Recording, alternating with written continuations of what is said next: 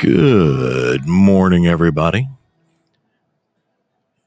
It is 9:01 a.m. on a Sunday.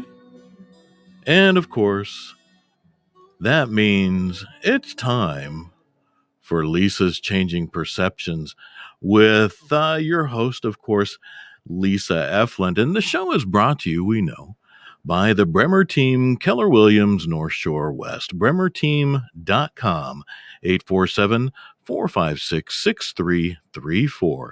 The Bremer Team, Keller Williams, North Shore West. They bring families home. Lisa, good morning. How are you? Good morning, Pete. I am well, thank you. I thought I had time to run and pee before the show started, but Kelley said I got caught on the air, so too much coffee, so sorry. Hi, Lisa, with Lisa's Changing Perceptions. I'm a self-empowerment coach and hypnotherapist.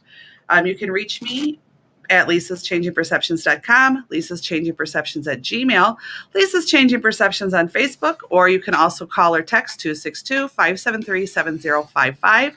And you can also reach me through 216thenet.com, and Pete will get me whatever messages it is that you send. So today we are here with Kelley, and I'm going to introduce her in just a second, but I'm going to prerequisite the show. Kelley has to bolt. She has somewhere to be after this, which I'll explain in a minute. But the last 15 minutes of the show, I'm going to kind of cut what we're doing, and I'm going to make kind of I'm going to explain what my goal is and what I want to do, and I'm going to ask for some help from all of you. So the last 15 minutes of the show, there's going to be a little bit of I don't know if you want to call it an announcement, whatever it is you want to call it, but we're going to talk about that. So hang in there. In that last 15 minutes, I'm going to explain to you what I've been kind of guided to do over these last 2 weeks. Today's topic is awakenings. And I brought Kelley here. Kelley is my new friend. Hello. You guys all remember Anita. She's been on the show. My friend Anita's been on the show. I met Kelley through my friend Anita a few months ago, and we've hit it off and become friends. Kelley is a tarot reader, and so she's going to let you know how you can reach her. I do not let many people read me. She wanted to read me the night that I met her. So I was like, oh, okay, I'll do this. And she was really dead on. And I have gone back to her once or twice when I felt a little stuck since then. So I don't recommend every single person that I meet that says that they do this, but I am telling you that if tarot's your thing, it is not my thing.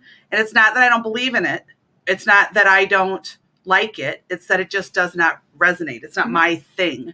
But it is Kelley's thing, and I go to her for it, and she's incredibly accurate. So I'm going to give her some kudos, and I'm going to let her tell you how to reach her if you would like a reading from her.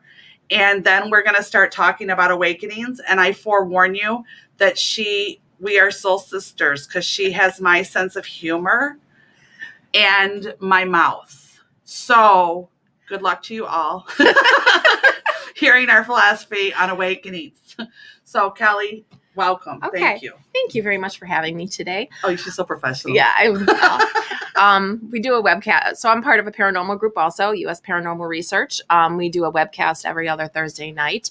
You can like us on Facebook and tune into that. We do different events. And also I do read tarot every third Sunday at the Bottle Shop in Lake Geneva, which this is the third Sunday. That is why I have to exit early. I have readings all day.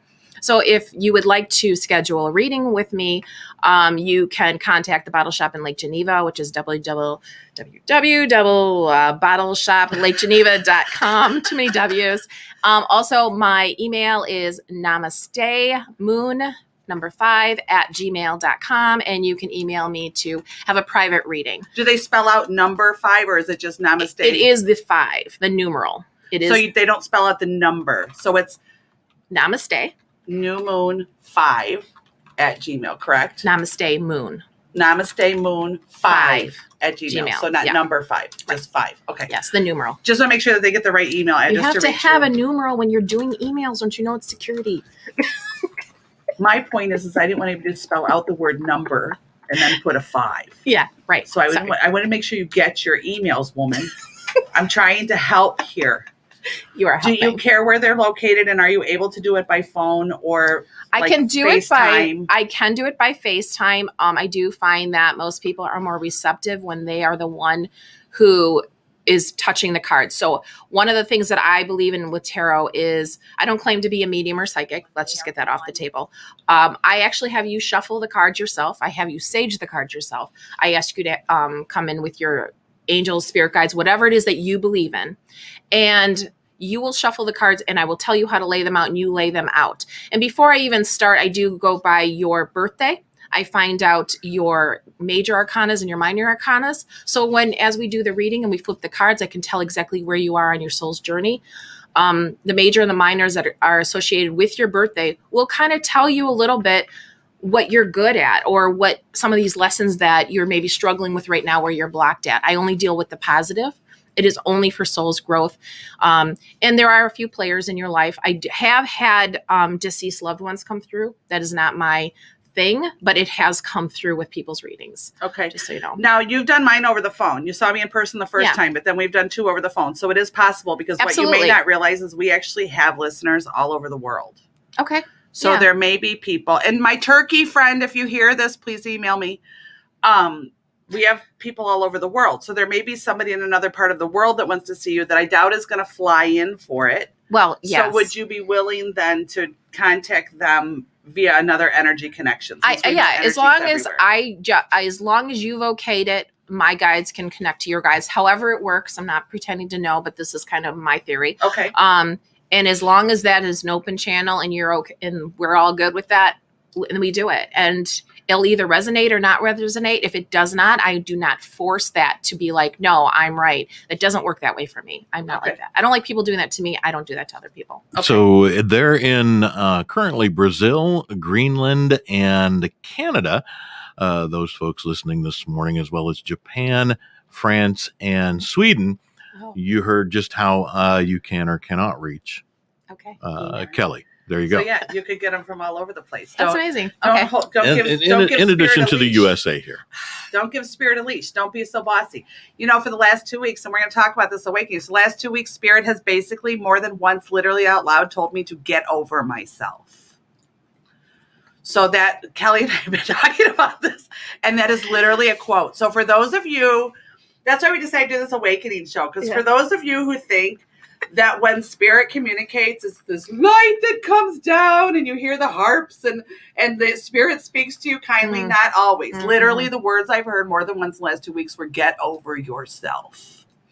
So the more work you do, the harder things get. Right. So we decided, because I was telling her about this meme I saw on Facebook of this woman in meditative position on the beach. Saying spiritual connection and that's the dream. Don't mess with the dream. Yeah, spiritual meditation and connection. And I'm like, what the hell is that? That's after it happens and she's trying to put herself back together. I don't know what that picture is. I said, where's the lady on the ball and the floor screaming, take me now. I can't take anymore. I'm sick of it. Take me, bring me home. Or the side of the cliff. Right. Yes, literally the side of the cliff. So we got in this conversation about the stories that we've had during Awakening. Now, let me prerequisite this, because I also do not want to scare people out of allowing the awakening. So this is my scenario that I put it up with. I like analogies. So this is my analogy with it. When we have that Band-Aid on the hairy part of our arm, okay, we look at it and we think, sucker's going to come off and it's going to suck. And we kind of pick at it and then leave it alone, and we pick at it and we leave it alone, and we stare at it and then we hide it. Yeah. Because we're just going to pretend it's not there. And then we just keep looking at it and we keep doing it. And eventually he's raising his hand. In the middle of my analogy. Well, your analogy is lovely. It's wonderful. But Lana does say, hi, Lisa. Good morning. So there you go. Lana. So eventually you go, screw it. I can't stand thinking about it anymore. I'm just going to rip the Band-Aid off. And you rip it, and it hurts like a SOB, right? You're like, oh, holy mother. And you pull it off. But then the sting, once you do it, the sting kind of starts to fade. And all of a sudden, the thing you were hiding gets air and light, and it heals. It starts to dry out and then heal. Yes. Yeah. And that is kind of an analogy for awakening to me. Here's the other funny thing that I keep seeing people say. I've been awakened. Once, what the hell is that? Ones. Why did you get ones? Where's your life contract? And I want your guide because my guide thinks he's funny then if there's a ones. Well, maybe they only had one past life, so they only needed one awakening. I don't necessarily. I would say that's partly not my thing. That it always everything attaches to that. But I do past life tarot too, so I do past life regression. So I become a believer with some of these things. No, I believe in past life. I just don't believe that everything is a karmic attachment to that. But it was so funny because it's like I have been awakened one time. One time. Why did you get on the favorite list up there? Like, I mean, I think I can say that I've gone through awakening 20 times just in the last 10 years. And I mean the real blood curdling, I'm over it breakdown one. And like, okay, and again, get over myself. I'm supposed to start promoting myself with more confidence. I wrote a book about it. No, that's not why I did the show. This is about the week that I spent on oxycodone and then sitting at the dam wanting to kill myself. And what that horrible moment, and it is just a moment in time, brought me and what it showed me and how it propelled me to the next step. Yeah. So it was horribly uncomfortable, but it is part of my reason for my understanding now of addiction, even though I haven't ever had a chemical or alcohol addiction. It showed me a different perspective of it and showed me how it begins so that I could move another step on this journey that my heart is in. So you can, again, self-promo, and this is one of the things Spirit told me to get over myself. You can get it on Amazon. It's called The Girl I Met, Her Battle Within. The picture on it, just so everybody knows, the picture on it is actually taken. I took it myself, and it is at the McHenry Dam. Look at Pete. Thank you, Vanna. Thank you, Vanna, for that fine showing. Thank you. This is actually the McHenry Dam. The McHenry Dam is one of I have 2 or 3 places that I go hide when I need to clear my head. And I find that nature is good for me. I live on the river, so I get to see that every day. And when it's really bad, the running water, the moving water, the energy of the moving water at the dam seems to help me. So that picture is actually of the McHenry Dam. But if you would like, you can get it on Amazon. I do have it on my Facebook link. Or on my Facebook page as well, the link to get there. Or if you just go on Amazon and type in Lisa Efflant, this will pop up, as well as the 2 children's books that I have out that help children deal with grief and help parents discuss grief. So there, Spirit, I got over myself and promoted myself, and now we will go back to awakening. So we talked about when we met, and we became kind of instant soul sisters about this. And we laugh about it. She has a sense of humor like I have about it.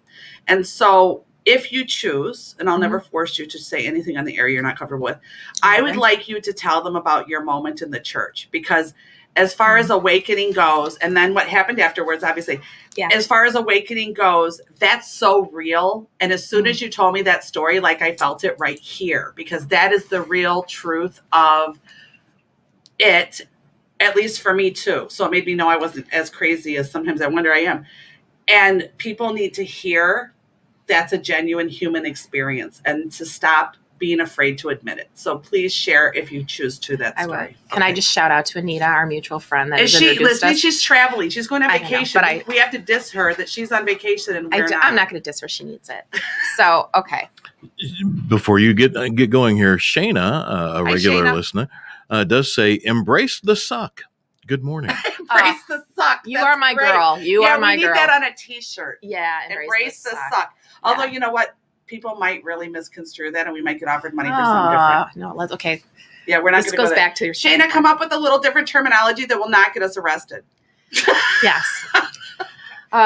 Okay. So my story, I have 5 children, and as any mother knows, there are struggles that go on with your kids that a lot of things that you cannot control. And I always considered myself one of those people who try to do everything right by the book. I was a Sunday school teacher. I cleaned the church. I did the room mom thing. I did it all. And one of my children had been assaulted. I'm going to make it assaulted. Yeah. And that was the beginning of the ball rolling that I couldn't stop. And I would have these moments, and then something else these were big things that they're my daughter's stories now. So I don't want to take over those stories, but it was rough, and it only had perpetuated getting worse. So I was cleaning the church one time, and I had another daughter also who was going through her own struggles, and I took that personally. She needed time and space to herself, and that space lasted about 7-8 years, and that almost killed me. It's not on her, of course, now that I know this, but I remember a moment of cleaning the church, and I was there at night, and I just laid in front of the altar and got on my knees and just prayed and said, if there is a God, I really need you now, because I'm just not going to make it.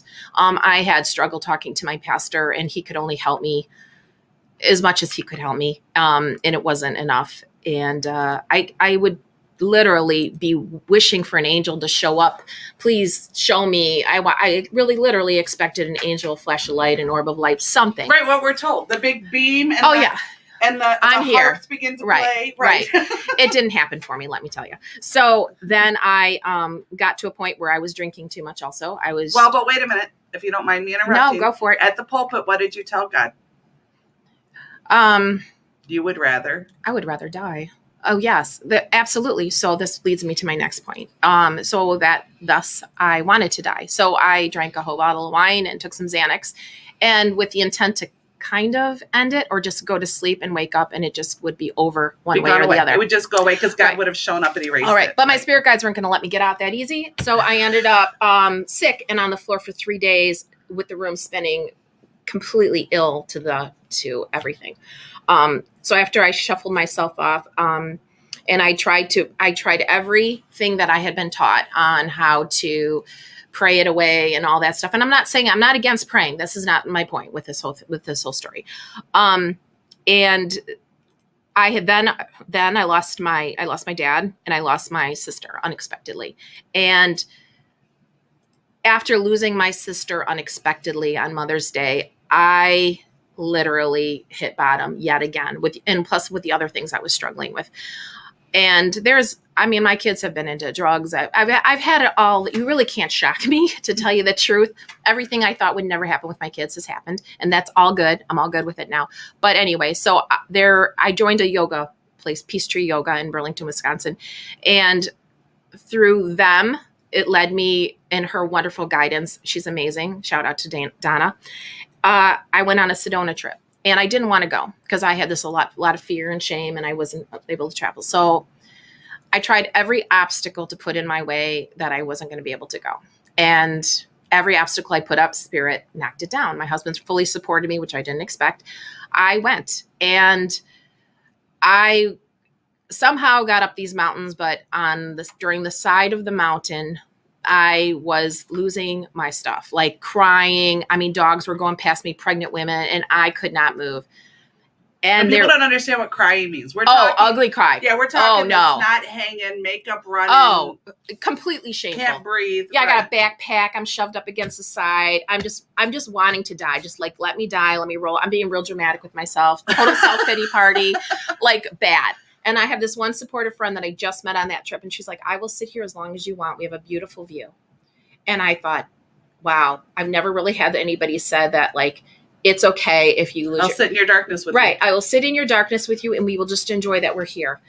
And that statement and that woman, Monica, she gave me enough gumption so I kind of thought, well, maybe I'll do this. Well, I had this stranger, a young girl, hat, glasses, and she reached out her hand to me as she was walking by. She's like, let me help you. And I was like, no, I'm just going to sit here. And I remember refusing the help. There's a point to this story. Refusing this. So after probably 20 minutes, my whole people that I came with are up there doing yoga. Finally thought, I'm going to do this. So I'm going to press on. I'm going to take one step. I get to the top. I have a total breakdown. They're doing yoga, being all beautiful and amazing that they are. They have the harps and the light over them. Oh, completely. And I'm just like, I'm just praying for a heart attack at this moment. And I'm meditating and I'm praying and I'm looking over the cliff and I'm like being dramatic like I am, being a victim, like I'm just going to kill myself. You need to show yourself to me. And out of my peripheral vision, I see this older couple and they're in their later 70s. And I'm thinking, how the heck did they get up here? And they're taking pictures of one another. And I get up and I said, I'm going to I asked them, I said, hey, would you like me to take a picture? And they're like, yeah. Well, anyway, needless to say, I have this, I'm going to make this story short. I have this encounter with them, and they're very calming to me. And remember, I got ugly cry. Thank God I didn't wear makeup, but I'm like swollen and my hair is windblown. And that same lady that same young girl who had offered to help me, she comes up to my right side. So I've got this two older couple in front of me, Cliff's behind them, this woman on the right side. And then I have this mother and daughter coming towards me, and they all kind of embraced me and started talking to me. It was a really strange occurrence because it was like there was nobody else on the mountain. It was like nobody else. Your moment. My moment. And I felt like a breeze come by and all of my pain was gone. I swear, this was one of those moments, which I doubted, of course, because that's what I do.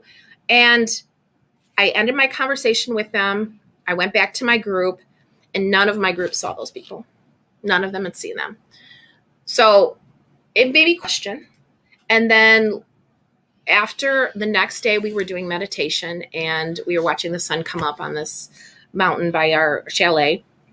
And I remember looking up, and in the sky, I honestly saw a cross in the sun. And I blinked my eyes and I thought, okay, that's just my tears or something.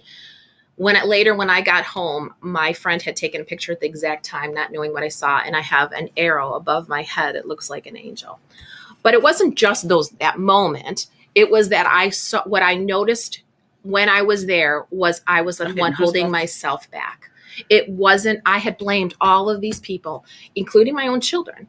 And I had to take responsibility on my part in that. And that started me on this role. And then I went to an energy healer who got the magic question I tell everybody is this, they're like, how do I start on my journey? I said, you step back, you take a breath and say, what role have I played in this? Absolutely. And it doesn't get easier per se, because once you've stood up to the plate and said, universe, I'm willing to do the work, watch it, because it is not going to be easy. That was my beautiful But it's going to get smoother. As you become accustomed to it, as you start to understand it, you can begin to accept it. Because now I'll start to get uncomfortable or pissed off. Like, seriously, things are not going how I want it. And my inner 3-year-old will start to stomp her feet and be like, this is crap. It's not about you, Lisa. I want it. I want it how I want it. But I've learned in time that I catch myself now and go, okay, I see you're about to show me something, or I'm about to get offered something in a different way, or whatever it is that you people have going up there with your little game show happening as you watch us all play. All right, just let's let this roll. Let's just, step out of your own way and let's just watch that roll. It'll kill your ego. But the people who do this, they're like, oh my God, I so look forward for when that happens. Liar. You do not. But you can be accepting of the fact that it's going to bring something good. But it is like ripping off the Band-Aid. Yeah. You look forward to when the wound is healed and doesn't hurt anymore because it finally got air and light. But ripping the Band-Aid off still sucks. And you still know the Tower card. It's the Tower card in tarot, which means everything you thought was going to be literally cracks and busts, and you're thrown into the raging water, and you need to see the real foundation. Like, you'll just know, like, that's when I let my hair go gray. That's like when I thought I'm going to strip my ego. Little did I know I was going to gain 40 pounds. I'm not thrilled about that. It's just extra energy saved for difficult moments. I'm grounding. Yeah, so we're now grounding. We can't float away. Yeah. So instead of flying off to my death off a cliff, it's going to look real ugly. There's going to be a lot of fried And it's funny fat. because people ask. I made another new friend this week, Lynn Gill, and we were having coffee yesterday. She is a life coach, nutritional life coach, and she's a lovely woman. And we were talking, and I don't get into details, and I certainly won't give names, but there has been a relationship and a situation that was brought into my wheelhouse just under 8 years ago now that has kicked my ass, annihilated me, crushed me, smushed me, and regrown me, and then broke me again. I don't even know how many times now. And Kelley will tell you it's legit, because I love it when people say, well, just walk away from it. That's really not how it is. The cards are saying that she can't. She's like, I'm going to do cards that have nothing to do with that. She's like, damn it, they're here again. And I was like, I kept going, I don't want that. I don't want that for you. I don't want to listen to that part of you. So she said, we talked about it. She asked me about it. She wanted to know what brought me here, what brought me to see things how I see them, and why it is that I want to do what I want to do, and so on and so forth. And I told her, and people very commonly say, are you sorry that situation got brought into your life? And I always tell them, absolutely not.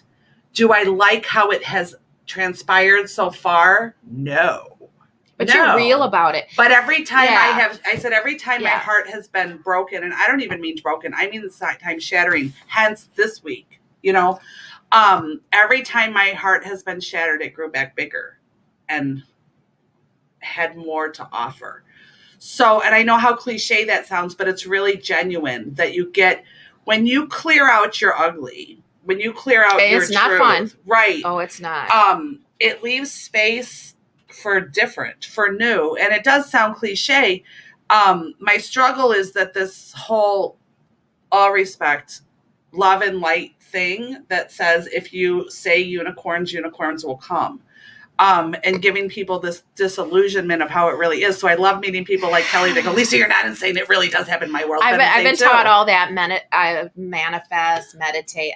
I believe in to some degree. But and even this week, I called her in the morning because with the new moon, and I've told people I get affected by the new moon and the full moon, and I am holding a lot of anger in me that I went, okay, I see the anger. I know the anger, but I don't understand why I can't let the anger go. Because although I do look at things that I'm a German hothead at times, I don't tend to hold on to it. I tend to find its purpose and then let it go. Like that happens after an awakening, though. Well, but I understand that. But my point is that I can't let go of this anger, and I was getting angry that I couldn't let go of the anger, and so I laid in bed and went, WTF, I don't know how to get rid of the anger, and show me where the root anger is, because here I thought I knew. And this was a Lisa, get over yourself moment. And she argues when I do her tarot anyway. I thought I knew. And I woke up in the middle of the night at like 1 o'clock in the morning in a sweat, and literally to the point my hair was drenched, like in a sweat. And all of a sudden, my root anger was shown. And it was, and I'll get teary, but you guys are all used to that now. My root anger I have been denying all this time was that I have this gift. Oh, see, here we go. And I can see these things, and I try to help these people, and Spirit shows me these visions. And there's this situation, this relationship in my life that involves another human being and children and what have you. And I have literally sacrificed every aspect of me trying to, I don't want to say save them like I'm the Almighty, but truly giving an offering of here, this is, here. You're giving them tools, though. And all my root anger came out that I can do all these things. Oh, here we go. And I didn't save my husband or my children. Why did my son die? Why did my husband die? Why didn't you show me how to save them? Why am I saving these people who don't want to help themselves? Why am I seeing and feeling and knowing? And literally a couple times, without getting too into it, being shown things that brought me to them that was literally saving their life, living, breathing life, due to a misdiagnosis and what have you, and being shown that. And all this anger came up that, wow, you ungrateful assholes. Just being honest of what I felt in the moment. All of this is being offered to you, and then realizing I was so angry at Spirit. My husband was a good man. My child didn't deserve to die. You know what I mean? Like, why are these people getting saved? Why are you offering this? And all this anger came up. So when people say awakening, that's what we're talking about. Like, it's these moments of truth where the gut of you, because here I thought, I'm doing well. I've healed those things. And no, the root was still in there. It's kind of like you keep chopping off the dandelion, but the root's still there, so it keeps regrowing. And it was affecting all these things, and I had to purge that out. And it required purging, snot crying, vomiting, anger, fists, tantrums, all these energies to go away. Which they're beautiful, but they're ugly. Then, right. And then after all that came out, the realization of people started being presented to me over the next couple weeks, which is kind of this last couple weeks of me being told literally to get over myself. The difference that does get made when you don't even realize it. Oftentimes the difference that you make has nothing to do with your goal of what you think you're doing. And those things coming to surface. So I had called her in the morning going, oh my God. And I have my friend, poor Sarah in South Carolina. And if you're listening, I love you so much. And bless you for being able to clean out your sponge when I puke on it on a regular basis when I freak out. But these are the kinds of awakenings that we were talking about. And I go, I am not on the beach. And I am not on the beach doing this right now. I'm going to be. And then once the awakening kind of happens and we bust that open and we do those things, that's when we go to that space of, absolutely, I let it go. Now I feel better. But you now honor that when after you're right. waking, you honor that nasty and you let that come up and you roll through. You can't avoid it. You got to go through it. It's ripping that Band-Aid off big time. Right. And then all of a sudden you just go, okay, now I see. I'm over with, reground. Let's reground. Let's look at that again. And it's kind of like what I do with NLP and hypnotherapy. It's kind of removing the emotional pain from it. And that's what the awakening does. It pulls out all that emotional garbage and throws it out, and you vomit it out onto the world, and hopefully not project it at anybody. You keep it in your own space. Angry people who project it onto other people, right? Yeah. And that's where different personality dynamics and choices come in. Are you going to vomit that out onto other people and become the problem? Or are you going to own that and then become the solution? And those are life choices that we make. And just getting it all out. But then all of a sudden you feel better. But you also have to understand that for my journey was like, I thought I was going to save my children.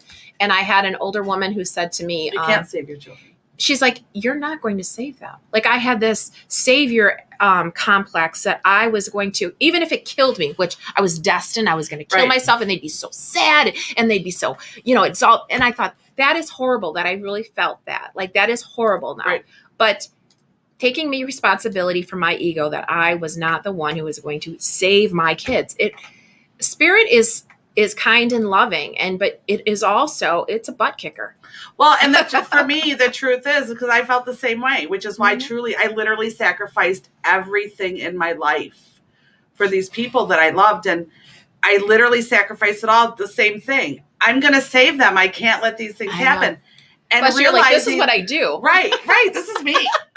This is what the harps were playing about up there. Part. That's just asking for it. Yeah. And then realizing, oh, you dumbass, you're not even following what you preach. Yeah. Because to me, the truth is, and we get stuck in it too. The truth is how you save people or how you change society is to be the person you wish to see in the world. So when you save yourself, when you clear yourself, when you go through the laying on the floor, breaking it open and you redo it, and just become you and become confident in you. And then you become the example and then you become the energy and others then have that resource. You are only the resource. You are only a resource, not even the resource. You are a resource that helps those who need it. And then you find that all of a sudden these people start entering your life. That's the Hermit Tarot card, by the way. And then it's a mirror because anybody who enters your life and just so when your ego gets real big, when people come into your life because you are now awakened and you're going to save them. What happens is there's a mirroring. There's this mirroring effect because you're like, oh, look, they found me. I'm here. I did it. I'm here. I'm going to save these people. And then you realize there's something about their situation or what they're coming to you for that triggers another thing. And you're like, oh, damn it. Yes, Pete's doing this. We have a good evening because it's evening over there from Singapore. Hi, Gary. And yes, that would be Gary. Most likely. It says Facebook user at the moment, but most likely that's Gary. Gary from Singapore is a very noble and regular listener. And while we've got a break in the conversation, actually, Jamie's why you two shut up for a second. I would actually like to remind everybody that, again, Kelley will be at the Bottle Shop in Lake Geneva today. Over there. She's doing readings over there, tarot card readings. And you can go check them out in Lake Geneva. And they're at 617 West Main Street, Lake Geneva, Wisconsin, 53147. Show up and say, I need a reading, tarot card reading from Kelley. Because Yeah, well, call first. 262-318-9463. Right. So to ensure availability. And Gary says, by the way, hi, Lisa, and it is 10:15 p.m. on Sunday night. So Gary's already had his Sunday. We're just getting started on ours. And again, the show Lisa's Changing Perceptions is brought to you by the generosity of Keller Williams, North Shore West, the Bremer Team, bremerteam.com, 847-456-6334. Kelley, how'd you get started in tarot card? I first went to an energy healer because when I was in Sedona, I actually had a Reiki, which I had no idea what Reiki was, and it's an energy healing. And in doing that, when I got home from Sedona, I had a weird experience with the Reiki, which was everything I thought I knew. I realized there was energy out there. This will lead me to this other thing. So all of a sudden I got to feel what that felt like for a second, and I wanted more. So when I came home, through my yoga studio, I got in touch with a energy healer, and she had me pull my first card. And that card was so spot on, and I was terrified of it. I was terrified. I thought it was devil worship. I thought it was evil, blah, blah, blah, everything I'd been told, but it was intriguing. So it started my journey, and then I bought my first box of cards and so on and so forth. But that also led me into when I talk about energy. Now that I know what good energy, I started feeling energy, and I had also lived in a space. My house is haunted, and I have a friend, Brian, who had started that U.S. Paranormal Research team that I'm on. And that led me to feeling what that energy felt like, which mediums and psychics already know what this feels like. And I didn't know, I wanted more answers. So that led me to that. But, and then the tarot is the same kind of, you're just tapping into that energy field. Well, and it's the same thing, because that's why I tell people say, how come you have a gift? I'm like, we all have it. I truly believe that every single person can do this, but it's a matter of, do you choose to open the gift? Do you leave it up in the closet and pretend it's not there? You gotta find a tool, though, too, to start. Well, right, but that's how you do it. Yeah. Do you leave it up in the closet and pretend it's not there? Do you come and peek it up? Because everybody's gift is individual. Everybody's not going to receive the same package. Oh, yeah, right. But the package is there for everybody. Do you, kind of peek open the lid and peek in there and have a little interest, but then shut it back down? Or, like I did, and it sounds like you did, do you rip the lid off, jump in, and say, bring it? Which I don't actually advise. I actually recommend a little slower, but I'm a Scorpio. I do that. You're just a dive-in. I'm a dive-in girl and suffer too. The consequences kind of girl. And that's, my family will tell you, that drives them absolutely crazy. Yeah, I'm a Pisces, head in the cloud. I want it and I want it now. So just bring it, kind of thing too. So I love learning the hard way, I think, unfortunately. I would say I didn't, but I think I do. And it can be that way. Every person can do it. Absolutely. It's just a matter. And you get exposed to it, and situations happen that bring it to you. I had curiosity about it. In hindsight, I did it as a kid, but I didn't realize that's what I was doing as a kid until as an adult I learned what it was. And mine came out of a curiosity. And then before my grandma died, I had what I refer to as the final conversation, but it was a conversation that was a gift because she shouldn't have been able to have it. Physically, she should not have been able to have it. And it was very clear. And we made a pact together that if what I believed was true, she'd be the one who came through to show me, because she was 4'11" and 105 pounds of bull in a china shop. My grandmother was like 4'9", I think she was. And, and she was into spiritual movement. And 3 months after she died, through my now friend, but I didn't even know her, she's in South Carolina, a medium, my grandma stepped through and said, literally the quote that the medium gave me was, it's an older woman here, and she says, this is your moment of truth. And it went from there. Like, I was game on. And this is funny because for the first year, this is how stubborn I am. For the first year, I was bound and determined, I'm going to do this. And I would try to force myself to meditate for hours. And I read hundreds of books. And I was just game on. We share that. Yes. And it's like, oh my God, I'm going to do it. And so determined. And it wasn't until I got pissed off and was like, well, forget it. This isn't even real, that it allowed to flow, because we get so dead set how we want something. And even my friend Sarah and I were just talking about this the other day. She had this, my friend Sarah channels, which is something different, but it's when you bring a spirit in, and she channels, and she met this woman who wanted to learn how to channel. And this woman gets a hold of her and says, I want to spend the weekend with you and do every single thing that you do for the entire weekend. Like, she wants to be her little mini me puppet. Yeah. And I go, what the hell did she think she was going to get out of that? And she thought it was going to teach her to channel. And I'm like, no, No, But you it's not the have to- fact that you get up and have coffee at 5 a.m. and then at No. 5:06 you do that's no, this isn't how it works. And this woman was willing to pay her or whatever it took to spend the weekend. And I'm like, no, you don't get it. It's the laying at the pulpit. It's the sitting on the bench saying, I'm over it. I'm done. It's those moments that bring the real out. Now, it's not that you can't peek into the box and have experiences. Certainly you can. Right. But if you really want to get to the core of it, it's those moments. Yeah, you can't follow her around and say, okay, how much sugar did you put in your tea? Because I'm going to put in exactly that amount. That's really just not You're not going to read a tarot book and instantly know how to do tarot either. Right. You literally have to earn that, and you have to earn the integrity that comes with reading somebody's cards. You don't tell that you have to be kind. You have to understand just how you would want to be spoken to. There is a reason for everything. There is no shame in life. There is none of that. We all have junk, and that is the beauty of it. And you have to find your own thing. Because like I said, she reads tarot. I call her and have her pull tarot cards, but I don't personally read tarot, nor do I choose to. For whatever reason, when I put tarot cards in front of me, with all respect, I see a bunch of ugly pictures. And they don't resonate to me. I wasn't planning on it. No, that's not my point. Spirit literally won't let me. But that's not my point. Going. Yeah. My point is that I look at tarot cards, and they literally are pictures I don't like. Yeah, I love them. And and for you, it's not. But that's what I mean by peeking in your box and seeing what is your gift. You can't be exactly like anyone else, and everybody has their thing that's available to them. I don't channel. I have channeled, but it wasn't on purpose. It happened. But she actually knows how to draw it in and to actually perform a channeling. And it's amazing. I don't watching do that. Gifts. Pete's doing this again. I know we've got about 3 minutes until 9:45, which is when we're going to call a little note here. But Anita Overby says, so glad these ladies are both in my life. She has a question for Kelley. Kelley, how has your gift affected your ghost hunting? Oh, that's a good question, Anita, and I love you. Even though you're on vacation and we aren't. I'm glad you're on vacation. You deserve it. She can keep her negativity on that side.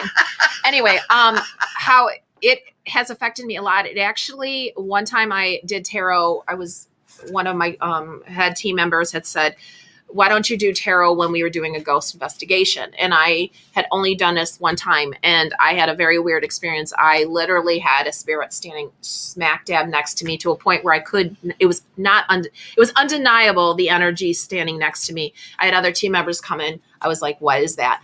It has helped me I don't think I will do that again because I'm not sure exactly what happened. I do stay in the light when I do tarot, but it has helped me to understand that these souls are unrested. They're in pain. Some of them maybe come and go. Maybe they're family members. Others feel guilt maybe. Tarot, sometimes I'll do a tarot reading before I go on an investigation to kind of get an idea of what I'm walking into. I just like a kind of a heads up. But it has helped me a lot. It has helped me a lot with even the people who own the haunted locations and how they feel, because I know how that feels. So I don't know if that really answered the question, but I'm kind of passionate about both, and they're pretty much the same. They're different, but they're the same. And did it help to open you up and see things a little bit differently? Right. So and not to have fear of the spirits and ghosts, and because they're really people learning human lessons, even though that they don't have a body, they're still learning lessons. Right. Yeah, because we had a whole conversation about there's a difference between a ghost and a spirit, and we don't have to. Hi, Kent. Oh, come on, show those studly yellow glasses you're wearing, bud. You should. So thank you. Anyway, sorry to distract you. We've had that conversation me on the show, by the way. Oh no, you're welcome. And I'd like you to invite your team. Okay. To come back, because although I like to talk about all the difficulties in life and what have you, and for reasons that, I believe help people, I do think sometimes it's expanding the horizons and offering other things of interest. It's not always, every single moment of every day doesn't have to be about a healing internal mind and all the struggles. And sometimes just opening people's horizons to things that may interest them or things that may expand them would help. And so if you would like to welcome your team, I would love to have them if they'd like to come into the studio. I'm sure a few of them would love to. I've met Brian once, so he does know who I am. But Kelley has to bolt out and go to her tarot My readings today, So 11 thank to you. 6, I believe. And today. that would be awesome to have your team in. I think that's I would. They would love it. Yeah, that would be really They cool. would love it. By the way, Mary Sutherland says, "Hi, Lisa. I Hi, am Mary. back. Love your show." And So- Mary, blessings and prayers are sent to you. I'm aware of your situation that I will not announce on the air, but you know that I've been there and I'm here for you should you need me, always. So thank you for coming. Thank you for Welcome having me. your team. Brian's met me once before. That may or may not help the cause. We'll see. But you guys are If welcome. he likes me, he like you. Well, we've met. Like I said, we've met. I don't know if Anita's that's a good or cousin. bad thing. We'll figure it out. yeah. So go do your readings. I will. Blessings to those. And I'm gonna step outside my comfort zone now. Oh, look at Ken's making the face. Like, I don't know what this means. That can't be good. So here we go. I am literally, bye, love you. Have a good day. I am literally stepping outside my comfort zone because seriously, Spirit has said out loud more than once to me that I needed to get over myself in these last few weeks. So, I'm going to get teary. Here we go. I am going to ask for help.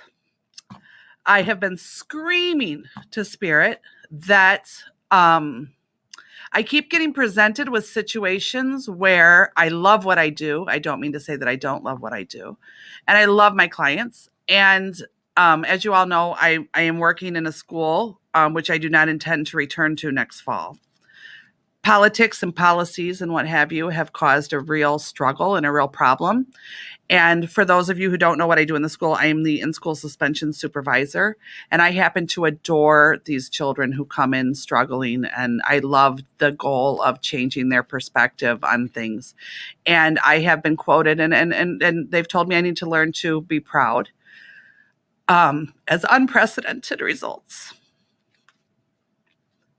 So with the current status of the world, what's happened prior is that the kids who were honored and the kids who are seen are the kids who are maybe scholars or have academic achievements and sports achievements and things.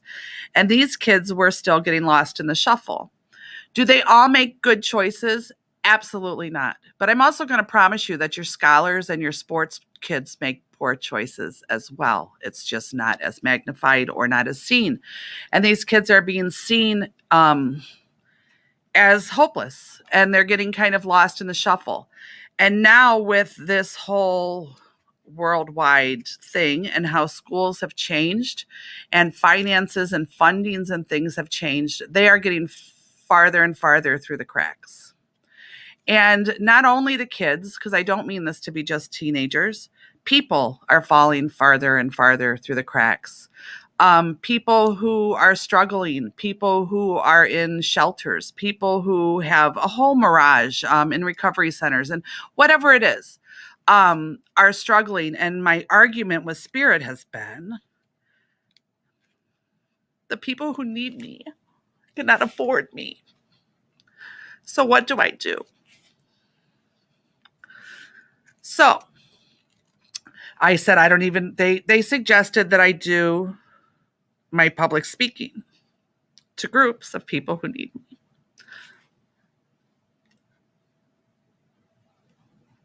I am very uncomfortable. You're all right. Keep going. You got it. So what I would like to do, yes, I will still do my business, is open a not-for-profit where I can do public speaking events to the people who need it on a donation basis.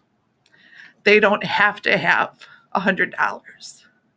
They can donate what they want and what they can afford, and it can mean to them whatever it is. And I want it to just be life recovery seminars, because you don't have to have a specific thing wrong. The truth is our mind talk, regardless of what our traumas are, is real. And offer tools and hope and somebody who sees them differently than right now, sadly, society is seeing them. Everybody seems to think that their own cause is the only cause that matters. And the truth is right now, and I'm going to put this out there as respectfully as possible. I don't give a shit if you agree with me. But just because your cause has the most money doesn't make it the most important. And just because your cause has the biggest visibility does not make it the most important. So I complained to Spirit and said, okay, fine, you want me to do this. But for those of you that don't know it, I am a totally big picture person. I do not do details. I'm not good with filing and books and details. And they literally said, but we handed you a bookkeeper. And I said, what? And it is true. Steph, who has Steph's bookkeeping, was placed right in front of me, and we've become friends. And I wanted to deny that was actually placed in front of me as one of my complaints and struggles. So I took that time and I have sat down with her and said, what would it take to do what I need to do? And I set it up with her. And I actually have people in my life. I'm very blessed to have people in my life that are smarter than me in other aspects and know how to do things that I don't know how to do. So I have a board of people who would be knowledgeable in the areas that I need. Some of them don't even know that they will be on it, but they will as everything rolls. And I know that they will willingly do it. So I have everything that kind of in line of what I want to do. And I do want to call it Changing Perceptions, life recovery seminars. And it would be something separate from what I do with hypnotherapy and NLP. And I want to work with children's and teens and anybody who basically needs it. But bottom line is that this costs. And I do have people in my life that I could probably go tell them about my story and what I believe in. And in truth, they would probably write me a check and say, here, get started. I'm not going to do that. Because my theory is that if this is something that's meant to be, and this is something that's important to people, then people need to help themselves as well, and people need to back it. Because any not-for-profit that goes in with only passion and not the reality that it has to be an ongoing support, long-term support, is going to fizzle out very quickly. So I've decided that it's me and my passion and my work and everybody else that proves whether this is a go or not. I complained to Spirit, of course, because I had every reason not to do this, because in truth, it's going to be a lot of work and I'm really, really afraid it'll fail. And I am equally as afraid it will succeed and then I won't know what I'm doing. But I have going to trust that I have the people surrounding me that will keep me on track. I'm going to ask for all of your support, and I'm going to ask people to donate to get this started. There are lawyers and contracts, and there's just all kinds of things that need to take place to get it started. And for those of you who think that I am some rich, wealthy woman who sits here every week to talk to you, you are incorrect. I am single. I am trying to make life on my own. And I'm not complaining about that or a victim, but the truth is I don't have the finances to do this in any way, shape, or form. And I am not living in some mansion. And I argued with Spirit that I didn't have the money for it too. And they said, wow. I said, I'm probably in the worst financial position of life that I've ever been in my entire life. And they said, wow, then what a perfect time. This is literally how they talk. For those of you, again, the harps do not come. They said, wow, then what a perfect time when you have nothing else to lose to give it a try. I was like, all right, you know what? Now I'm getting mad, but okay, I see it. So I'm reaching out to all of you today and asking for donations to get this started. I know you don't know me, and I know that you only see me on the air, but I can promise you that every single penny will go towards putting every speck of passion and truth I have behind this. If there's a person that you've lost to addiction, if there's a person that you've lost to suicide, if there's a person a person that's been in a shelter, if there's a person who's been in an abusive situation, whatever it is, mental health crisis, whatever it is, if you just believe in the cause, if you just believe in me, if you just believe in the show, if it's just something that pulls at your spirit, whatever it is, if you choose, you may donate towards the cause. You can do it through Venmo, under Lisa Eflont. You can also do it through PayPal at Lisa's Changing Perceptions at Gmail, or you can contact me directly if you'd like to discuss it. If there's a person you would like to honor, in other words, if you'd like to do a donation to honor a person or a memory of a person, please put their name on it. Let me know that. Also, on every single donation, please put that this is a donation towards the seminars. But put the person's name on it. I plan to keep track of every single name honored by this. And in some way, shape, or form, find a way to memorialize that spirit, that person, and the reason that the purpose that they left behind with this all there. I don't have it all figured out. This is a couple weeks of getting my ass kicked and telling me to get over myself, because I am probably one of the worst people on the planet as far as asking anyone for help. I am stubborn and headstrong, and I do it myself. I don't like to ask for help. And I am also probably one of the world's worst receivers in receiving gifts and blessings. Even Pete's lovely wife brought me a necklace a few weeks ago, and I cried. I am a very difficult time for me to receive. And those are my own demons and my own issues, and I never hide them on the air. But I'm in a position where I've been shown for the last 2 weeks through multiple things, even something as silly. I just believe people need to be seen. I believe that the people who truly, truly, truly need the help are getting forgotten in society. They're getting looked at poorly. They can't afford it. And one quick example that I'll give, because I know we're running out of time. This week at the school, I had a little boy come in. Little boy, he's in high school. To me, he's a little boy because I'm old. And he said, I want to come spend my study halls and my lunch hours with you. I'm having a hard time and I want to sit with you. And I said, I'm sorry, due to the new regulations, I can't do that. And he said, but I really need you. I'm really having a hard time and I'm comfortable down here with you. And I said, I'm sorry, I don't know what to do. And I was so angry. And so I said, what's your grades like? And he said, well, I'm passing everything, but I have 2 classes. One's a 42 and one's a 45. And I said, I'll make you a deal. If you do the work to prove that you matter and that this matters to you, and you get those grades up to a 65 or better, I will go fight the administration and you can spend a week in my room with me for your study halls and lunch hour. So you prove to me that you matter to you, and I'm going to prove to you that you matter to me. And I'm going to go fight the administration. And he came in and high-fived me and said, one of them's up to a 70. All he wanted was seen. All he wanted was acknowledged, but he's falling through the cracks because if you're not a sports scholar or a academic scholar, or if you get in any kind of trouble or make a bad choice, you're shunned into this category. And I became incredibly enraged.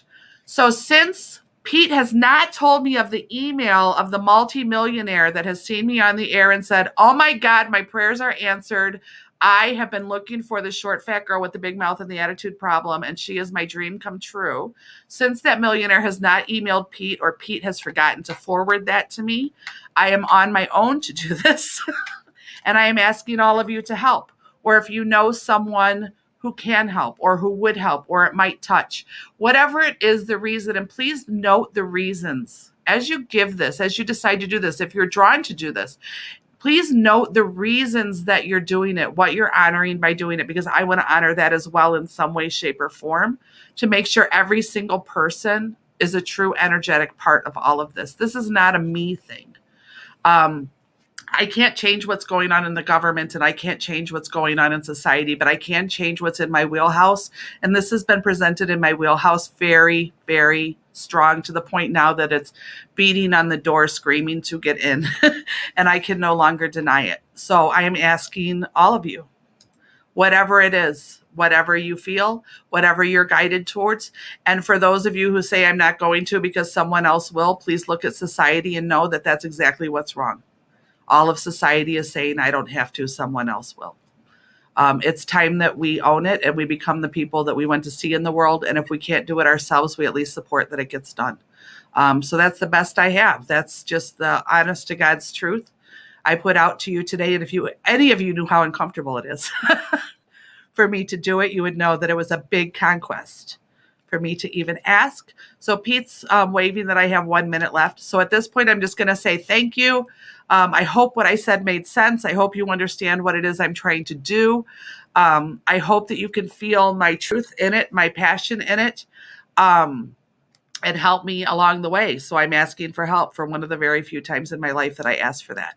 I'm going to ask for that help, and I look forward to hearing your stories as to why it touched you and why it was a part for you. So thank you. That's the best I have right now, I guess. I hope I cleared it up. Pete's given me the thumbs up, so I must have made some kind of sense. I wish you all a wonderful weekend. I do have clients to go see after this. One of them, a listener. So thank you. I look forward to meeting you in person today.